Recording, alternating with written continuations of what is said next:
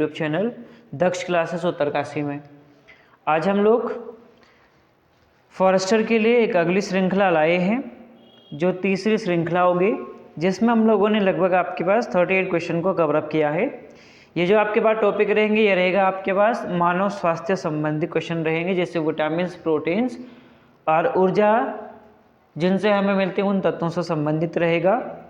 आज श्रृंखला का जो पहला प्रश्न रहेगा इस प्रकार से रहेगा, शाकाहारी अधिकतम प्रोटीन पाते हैं, इनमें से कौन सी ऐसा स्रोत है जिससे शाकाहारियों को, हार्बीवोरस को ज़्यादा प्रोटीन्स मिलती है। पहला है अनाज, दूसरा है दालें, तीसरा है सब्जियां, चौथा है आपके पास दूध।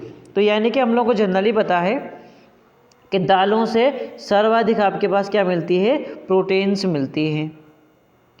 दूसरा क्वेश्चन है प्रोटीन का प्रमुख स्रोत होता है, यानी कि जो प्रोटीन्स होती हैं उनका प्रमुख स्रोत आपके पास कौन सा है। तो ये हमें याद करना है कि प्रोटीन का प्रमुख स्रोत आपके पास कौन सा होता है, सोयाबीन होता है, जिसको हम ग्लाइसिन मैक्स या सोयाबीन बोलते हैं। अगला प्रश्न है, तीसरा प्रश्न, मानव शरीर में वसा जमी होती है, यानी कि फैट स्टोर, तो हम लोग क्या बोलते हैं, जो आपके पास क्या रहते हैं, वसा ऊतक रहते हैं। तो तीसरे का दूसरा आंसर सही हो जाएगा। चौथा क्वेश्चन है, मानव शरीर में त्वचा तल के नीचे विद्यमान वसा निम्न में से किसके विरुद्ध अवरोधक का काम करती है। तो चौथे का जो आपके पास सही आंसर हो जाएगा शरीर की उष्मा का क्षय। पांचवा प्रश्न है, ऊंट बिना पानी के कुछ दिनों तक मरुस्थल में रहता है, ऐसा वह कर पाता है। ऑप्शन है, अपनी पेशी में जमा किए पानी का प्रयोग करके, अपने कुबड़ में जमा किए चिकनाई का प्रयोग करके, उपापचय क्रिया को कम करके, पानी के प्रयोग को कम करके। तो सटीक जवाब आपके पास हो जाएगा पांचवें प्रश्न का दूसरा, यानी कि जो आपके पास क्या होगा, अपने कुबड़ में उसने जो जमा की फैट है उसका यूज़ करके। अगला प्रश्न रहेगा छठवें नंबर का, निम्नांकित भोजन में से किसके प्रति ग्राम सर्वाधिक ऊर्जा प्राप्त होती है, प्रोटीन, वसा, कार्बोहाइड्रेट्स, विटामिन्स। तो छठवें प्रश्न का सही जवाब हो जाएगा फैट। अगला प्रश्न है, विटामिन शब्द किसने दिया था, बहुत ही साधारण सा क्वेश्चन है, तो इसका आंसर तीसरा यानी कि फंक ने आपके पास दिया था। तो सातवें का तीसरा ऑप्शन सही हो जाएगा।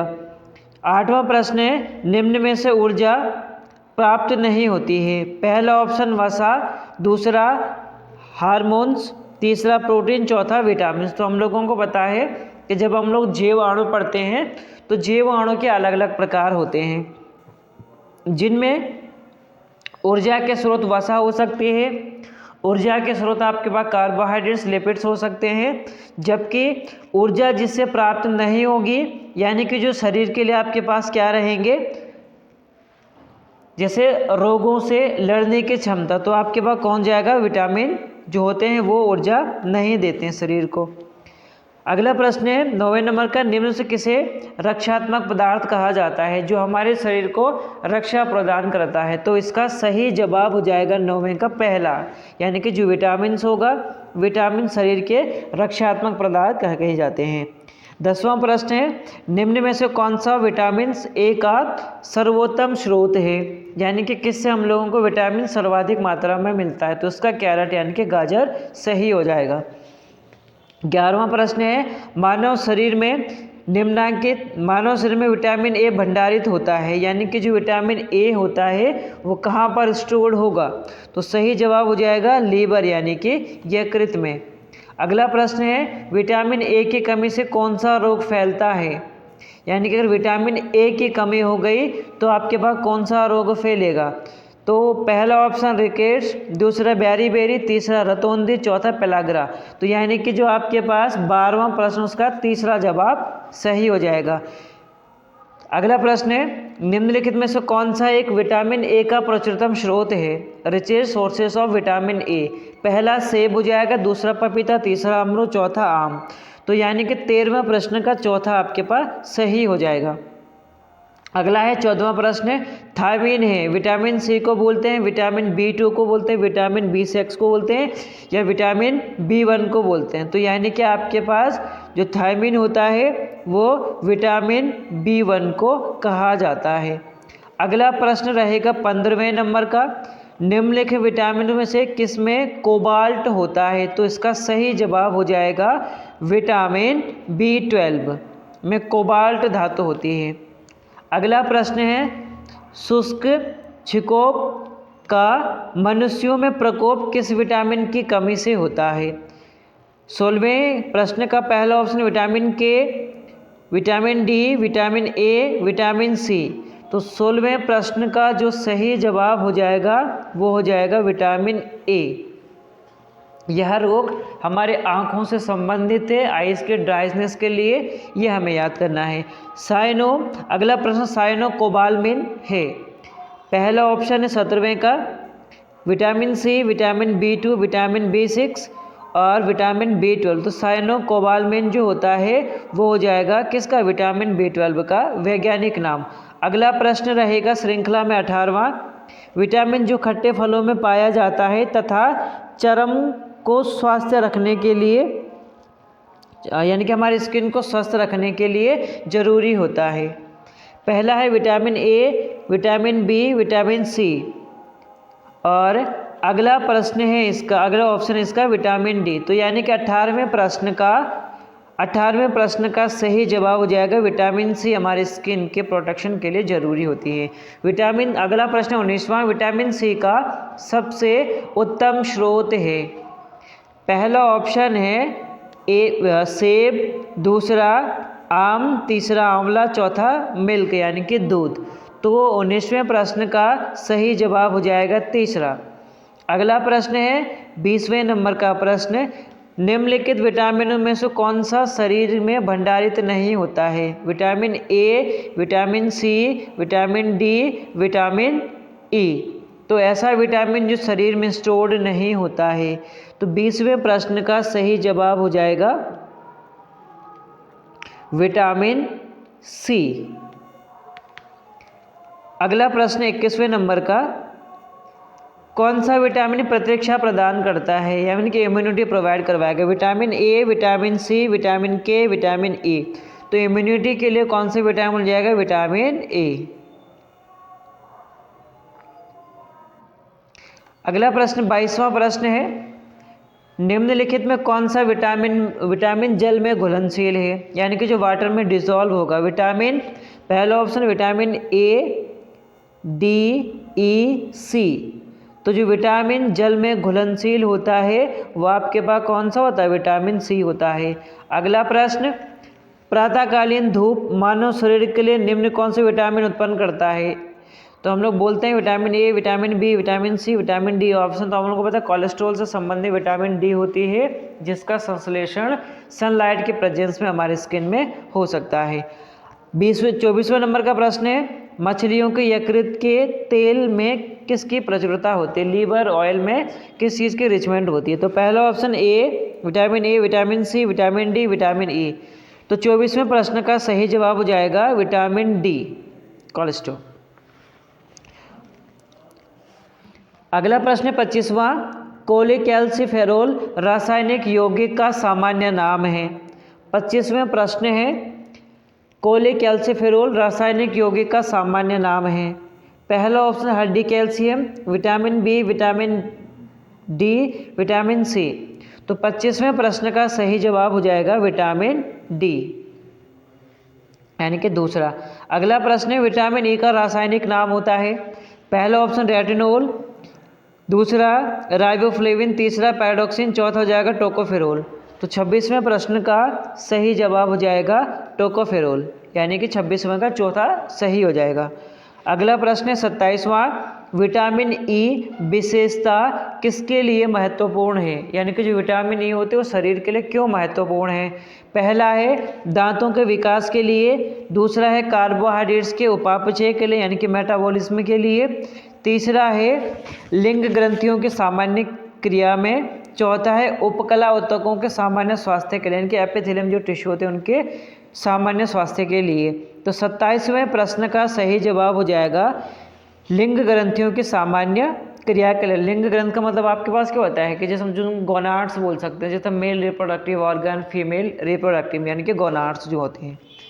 28वां प्रश्न है रक्त स्कंदन में कौन सा विटामिन क्रियाशील होता है? Vitamin D, vitamin A, vitamin C, vitamin K. तो 28वें प्रश्न का सही जवाब हो जाएगा विटामिन के, जो ब्लड के क्लोटिंग के लिए एक्टिव रहता है।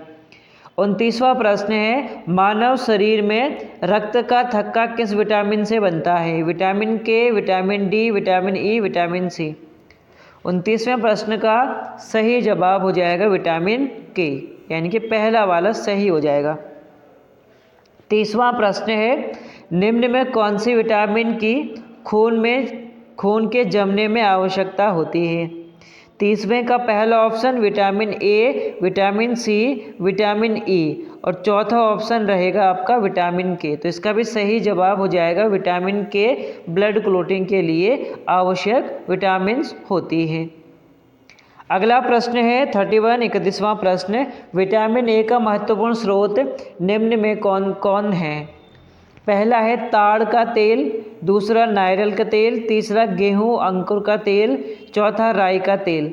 तो विटामिन ई के लिए पूछ रहा है, तो विटामिन ई का जो सही जवाब हो जाएगा जर्मिनेटेड, जो आपके पास सीड रहते हैं, अंकुरित जो गेहूं रहते हैं, हो जाएगा। 32वां प्रश्न है दांतों में निम्नलिखित में से क्या होता है? प्रोटीन होता है, कैल्शियम होता है, कार्बोहाइड्रेट्स या खनिज लवण होते हैं? तो 32वें प्रश्न का सही जवाब हो जाएगा कैल्शियम। अगला प्रश्न है निम्न में किस तत्व का संबंध दांतों की विकृति से है? यानी कि जब हमारे दांत, हम लोग बोलते हैं टूथ डीके आपके पास हो सकता है, दांतों में विकृति आ सकती है। पहला फ्लोरीन, दूसरा फ्लोरिन्स, पहला क्लोरिन्स, दूसरा फ्लोरिन्स, तीसरा ब्रोमीन्स, और चौथा ऑप्शन आपका हो जाएगा आयोडीन। तो आप लोग बता सकते हैं जो 33वां प्रश्न है इसका सही जवाब आपके पास हो जाएगा फ्लोरिन्स। अगला प्रश्न है 34वां प्रश्न हृदय धड़कन को नियंत्रित करने के लिए निम्न में कौन सा खनिज आवश्यक होता है? सोडियम या सल्फर, गंधक, पोटेशियम या आयरन यानी कि लोहा। तो 34वें प्रश्न का सही जवाब हो जाएगा पोटेशियम। हृदय के सामान्य धड़कन या धड़कन को नियंत्रित करने के लिए आवश्यक होता है पोटेशियम। अगला प्रश्न है सागरीय खरपतवार किसका महत्वपूर्ण स्रोत है? यानी कि जो सी वीड होते हैं उनसे क्या ऑब्टेन होता है? पहला आयरन, क्लोरीन, ब्रोमीन, आयोडीन। तो आपको पता है आयोडीन के रिच सोर्सेस होते हैं जो आपके पास सी वीड होते हैं, समुद्री खरपतवार। 36वां प्रश्न है निम्न में कौन आयोडीन का सर्वोत्तम स्रोत होगा? पहला शैवाल, सेम, मूली, ये आपके पास ऑप्शन है। तो 36वें प्रश्न का जो सही जवाब रहेगा वो रहेगा आयोडीन के उच्चतम स्रोत आपके पास कौन सी होती है? शैवाल। और आप लोग कमेंट बॉक्स में जरूर बताएं कि कौन सी शैवाल होती है जिससे हमें आयोडीन प्राप्त होती है। उस शैवाल का आप लोगों को कमेंट बॉक्स में नाम बताना है। अगला प्रश्न है उपास्थि तथा अस्थियों के निर्माण के लिए, कार्टिलेज तथा बोन फॉर्मेशन के लिए, अस्थियों के निर्माण के लिए उनके न्यूट्रिशन में आवश्यक तत्व कौन सा होता है? पहला ऑप्शन है मैग्नीशियम, दूसरा कैल्शियम, तीसरा जिंक, चौथा सिलिकॉन।